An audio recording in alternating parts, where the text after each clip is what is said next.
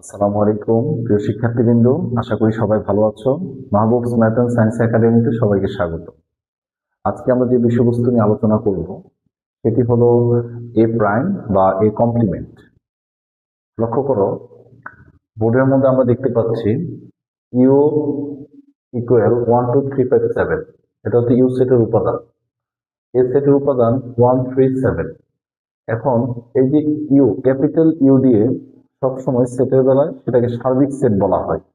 সার্বিক সেট, একাধিক সেট যদি দেওয়া থাকে, সবগুলো সেটের উপাদানই হচ্ছে ওই ইউ সেটের অন্তর্ভুক্ত।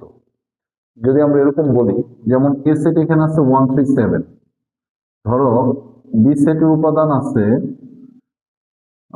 2 5 7, তাহলে একটা বিষয় লক্ষ্য করো, এ সেটের সকল উপাদান এবং বি সেটের সকল উপাদান দেখো তো ইউ সেটের ভিতরে আছে কিনা।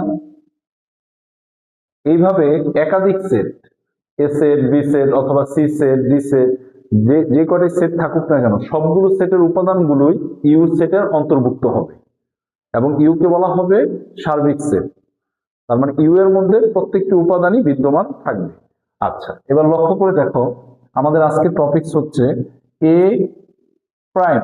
এই চিহ্নটাকে বলা হবে প্রাইম বা এ কমপ্লিমেন্ট।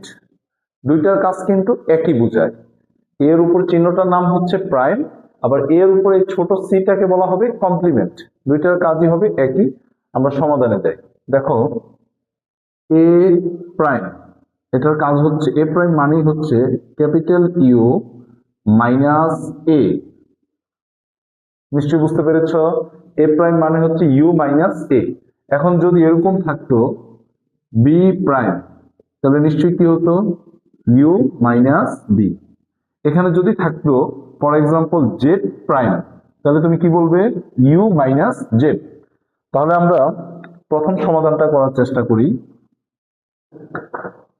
ইউ মাইনাস এ। তাহলে আমরা এই মাইনাসটাকে কিন্তু আমরা জানি যে মাইনাস বাদ দেওয়া, ঠিক আছে, বা পূরক সেট, যেটা আমরা বলি এ প্রাইম বা পূরক সেট। এখন আসো ইউ, ইউ সেটের উপাদানগুলো কি কি, 1 2 3 5 7 মাইনাস এ সেটের উপাদানগুলো কি কি, 1 3 7। এখন আমরা মাইনাস মানে বাদ দিব।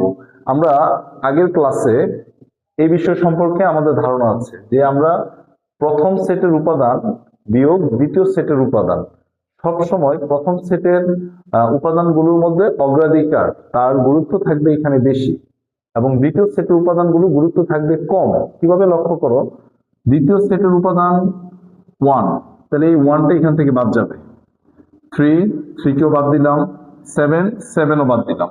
তাহলে প্রথম ঘরে অবশিষ্ট কে কে রইল, 2 এবং 5। এই 2 এবং 5ই হচ্ছে আমাদের এ প্রাইম বা এ কমপ্লিমেন্টের সমাধান। আশা করি নিশ্চয়ই বুঝতে পেরেছ।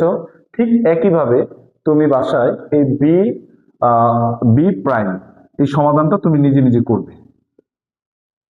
তো আজকে ক্লাসটা কেমন লেগেছে সবাই কমেন্টে জানাবে। বেশি বেশি ক্লাসগুলো কমেন্ট, শেয়ার, ফলো দিয়ে রাখবে।